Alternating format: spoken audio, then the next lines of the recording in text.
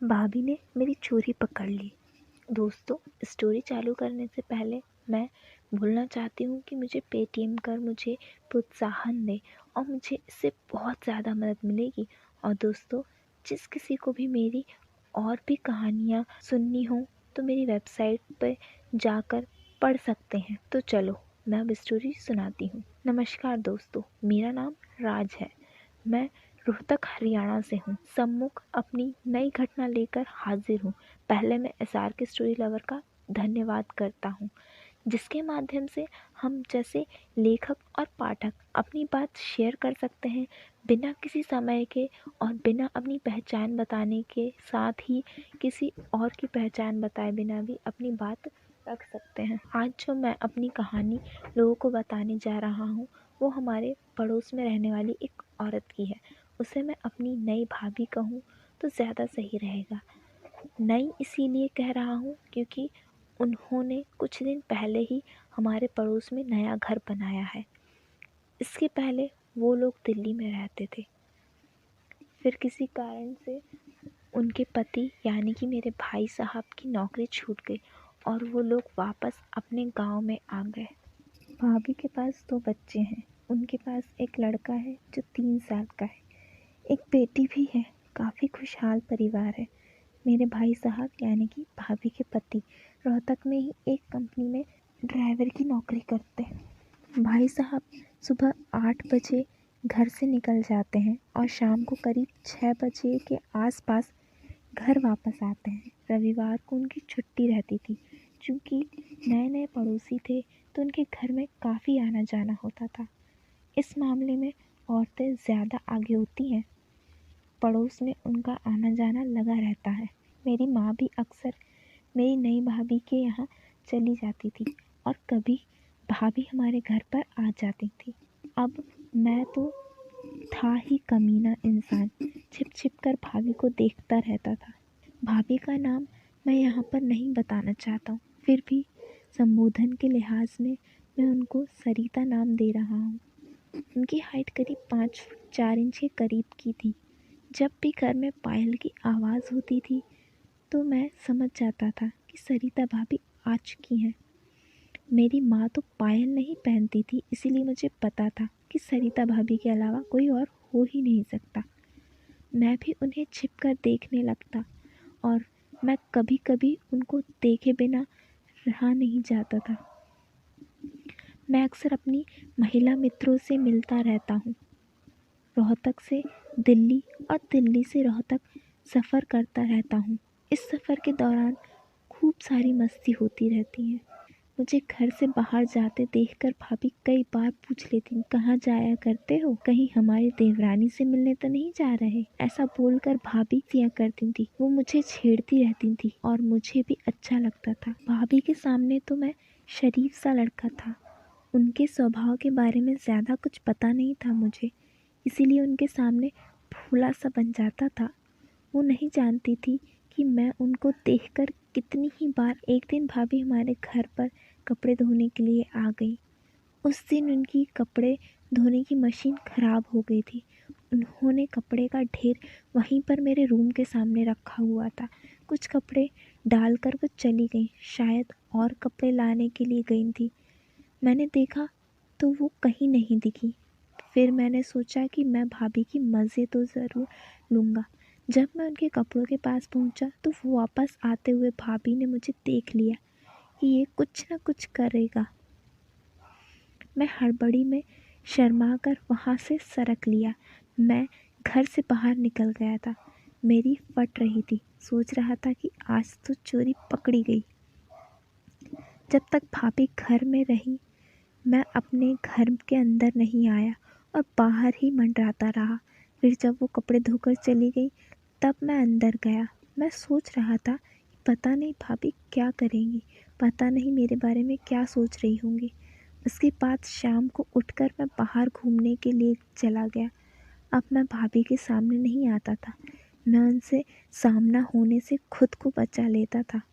जब भी वो हमारे घर पर होती थी मैं अपने कमरे में ही खुद को कैद कर लिया करता था। ऐसा कई दिन तक चला। एक दिन अनजाने में भाभी मेरे सामने आ गई। हमारी नज़रें मिली और मैं चुपचाप निकल गया।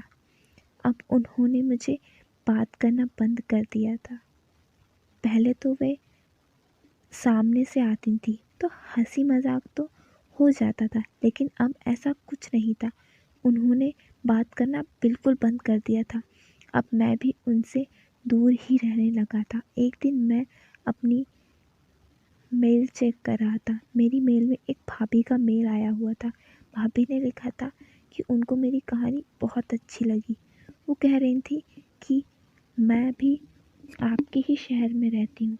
मैं सोच रहा था कि शायद कोई लड़का होगा, क्योंकि आजकल हर जगह पर लड़के ही मिलते हैं, चाहे फेसबुक हो, मेल हो, सब जगह लड़के ही फेक आईडी बनाकर बैठे रहते हैं।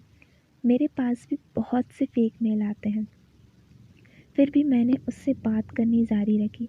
उससे बात करने पर उसने बताया कि वो लोग पहले दिल्ली में रहते थे और अब रोहतक में रहने लगे हैं। एक बार तो मुझे ऐसा लगा कि कहीं पड़ोस वाली भाभी ही तो नहीं है, मगर फिर सोचा कि ऐसा संयोग मेरी किस्मत में कहा कि मेरी पड़ोसन भाभी ही मुझे मेल करे।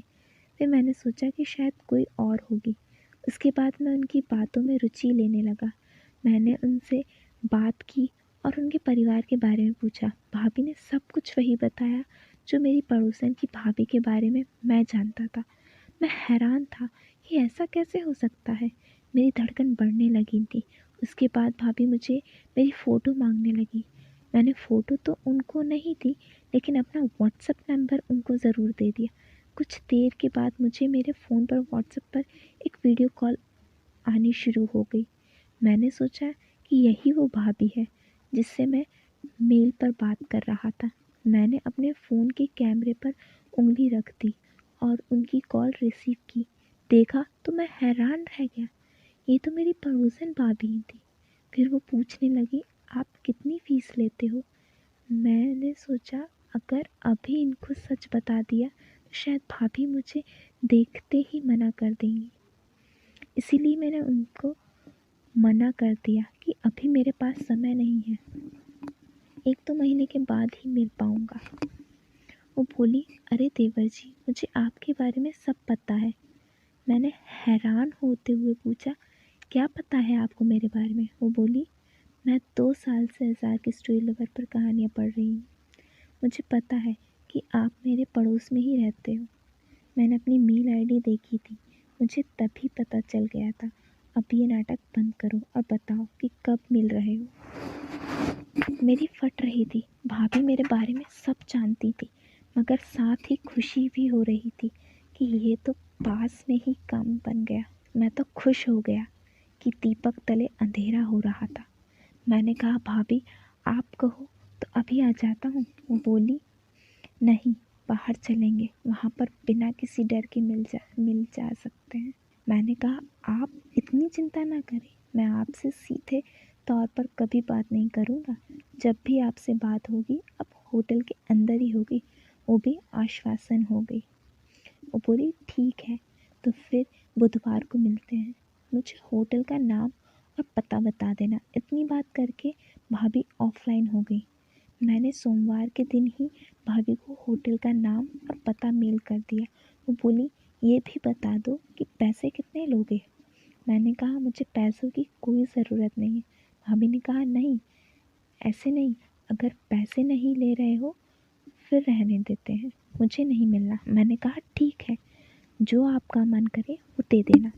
फिर वो ओके बोलकर दोबारा से ऑफलाइन हो गई। एक दूसरे के पड़ोस में रहते हुए भी हम कभी आपस में आमने सामने बात नहीं करते थे, क्योंकि मैं नहीं चाह रहा था कि किसी को मेरे बारे में या भाभी के बारे में शक हो जाए। फिर बुधवार का दिन भी आ गया। मैंने भाभी को 10 बजे से 1 बजे के बीच का टाइम दिया था मिलने के लिए। उसके बाद उनके बच्चे स्कूल से आ जाते थे। मैं तैयार होकर घर से 9 बजे ही निकल गया। 10 बजे मैं होटल के अंदर पहुंच चुका था। उसके बाद भाभी भी आ गई। होटल के रजिस्टर पर एंट्री की और हम कमरे में पहुंच गए। कमरे में जाते ही उसके बाद क्या होता है आप सभी को पता है। मैं ये स्किप कर आगे क्या हुआ वो बताती हूँ, क्योंकि यूट्यूब पे ज़्यादा खुल के बोलूँगी तो मुझे मुझे दिक्कत हो जाएगी। इसके बाद भाभी ने समय देखा, हमारे जाने का समय हो रहा था। चलते हुए भाभी ने मुझे 2000 रुपये दिए। उसने कहा कि मेरे लिए समय निकालते रहा करो। मैंने भी उनको समय देने का वादा किया। अब हम घर पर भी बात कर लेते थे, लेकिन कभी माँ के सामने इस तरह की बातें करने से बचते थे। जब भी मिलना होता है भाभी व्हाट्सएप पर ही बात करती हैं। तो दोस्तों, इस तरह से मेरी पड़ोसन भाभी ने मेरी चोरी पकड़ ली थी। मुझे काफ़ी मज़ा आया, मगर मैं अपने मध्य प्रदेश के मित्रों से अनुरोध करना चाहता हूँ कि मेरी महिला मित्रों के बारे में जानकारी न मांगे। मेरी कहानी अगर आपको पसंद आई हो तो मेरा सहवर्धन करें। मुझे आप लोगों की प्रतिक्रिया का इंतज़ार रहेगा। जल्द ही मैं आप लोगों के लिए नई कहानियाँ लेकर आऊँगी। तब तक के लिए SRK स्टोरी लवर स्टोरी सुनते और पढ़ते रहें और मज़ा लेते रहें, ज़िंदगी का आनंद लेते रहें। दोस्तों, कैसी लगी कहानी? आपकी प्रतिक्रिया ज़रूर बताना, मुझे कमेंट ज़रूर करना। और आखिर में इतनी अच्छी कहानी बनाती हूँ, इतनी मेहनत करती हूँ, मुझे पता है आपको बहुत मज़ा आता है। तो मुझे भी कुछ पेटीएम करके चलती हूँ। वीडियो को लाइक, शेयर, कमेंट और चैनल को सब्सक्राइब करना बिल्कुल ना भूलें। धन्यवाद। और मेरी स्टोरीज़ और भी देखना चाहते हैं तो मेरी वेबसाइट पे भी जा सकते हैं, नीचे दी है लिंक। चलो अब मैं चलती हूँ, मिलूँगी अगली स्टोरी में। तब तक के लिए बाय।